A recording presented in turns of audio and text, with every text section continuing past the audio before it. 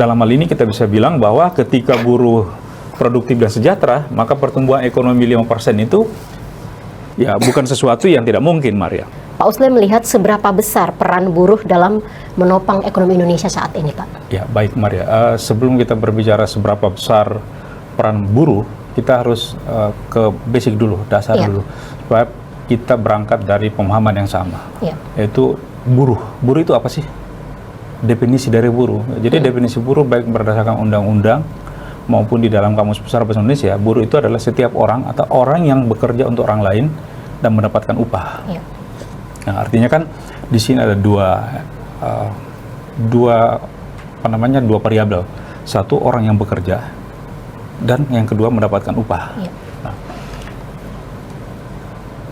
kenapa ini harus didefinisikan dulu, Maria? Karena kita akan berbicara soal peran buruh dalam menopang ekonomi bangsa. Nah, lalu kemudian buruh itu diklaster lagi beberapa.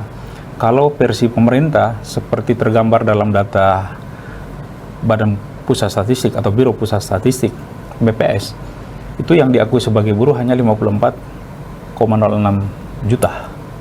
Dari kurang lebih, kalau kita lihat di klaster angka usia penduduk Indonesia 288 juta sekian, itu data dari Dukcapil itu menunjukkan kurang lebih 150 juta berada pada angka usia produktif.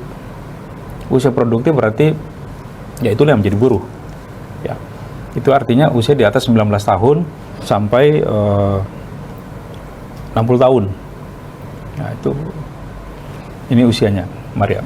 Nah, kalau kita lihat di situ, kenapa terjadi perbedaan? Ya, kelompok buruh sendiri mengklaim ada kurang lebih 120 sampai 140 juta penduduk Indonesia masuk kategori buruh. Nah, kenapa ini ada perbedaan yang sangat mendasar? Ya, kita sebelum kita masuk ke soal seberapa besar peran buruh dalam menopang ekonomi, ya, ada selisih yang terlalu jauh, yang sangat jauh, 54 ke 100 juta lebih. Itu mungkin karena BPS hanya mendata yang disebut sebagai buruh adalah yang bekerja di lingkungan formal. Sementara mayoritas pekerja kita di lingkungan non formal. Satu. Yang kedua, kategori berdasarkan definisi setiap orang yang bekerja untuk orang lain dan mendapatkan upah dari pekerjaannya, itu maka itu juga termasuk pegawai negeri. Cuma pegawai negeri bukan mendapat upah dari pekerjaannya, dia mendapat upah dari negara.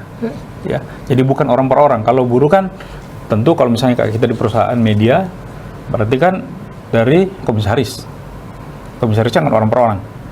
Tapi kalau pegawai negeri, TNI, Polri, itu kan negara. Nah, sekarang kita hitung, pegawai negeri ada berapa? Pegawai negeri, ASN-nya sendiri ada 3 juta sekian. Tambah P3K-nya ada 2 juta sekian, jadi terhitung kurang lebih 6,6 juta. Terus TNI 460 ribu sekian. Polri juga 400 sekian. Jadi kurang lebih 900 ribu itu TNI Polri. Tambah ini 6,6 berarti kurang lebih 7,5 juta.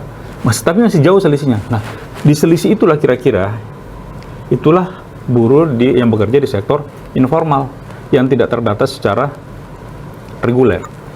Baik itu yang menjadi buruh cuci pakaian di rumah-rumah warga dan seterusnya. Dan ini yang menyebar di mana-mana. Yang masuk menjadi asisten rumah tangga, yang terdaftar di lembaga-lembaga penyalur tenaga kerja mungkin tercatat di Snaker atau Kemenaker.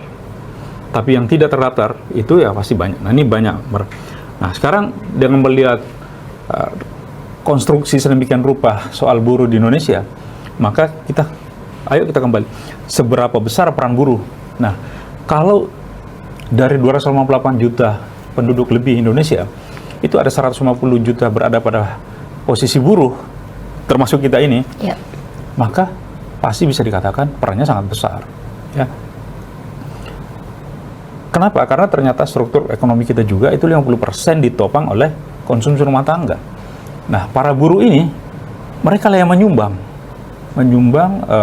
pada konsumsi rumah tangga. Maka ketika daya beli buruh itu kuat, maka secara otomatis bantalan ekonomi Indonesia juga kuat. Tapi begitu ini juga lemah, maka ya ikut berpengaruh semuanya.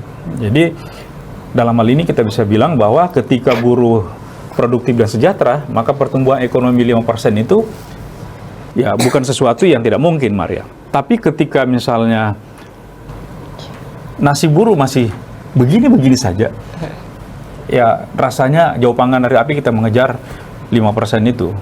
Jangan 8% yang ditarget di akhir periode Presiden Prabowo dan Wakil Presiden Gibran. 5% saja ini agak berat. Di atas angka mungkin iya, tapi faktanya walau alam. Gitu, Mari.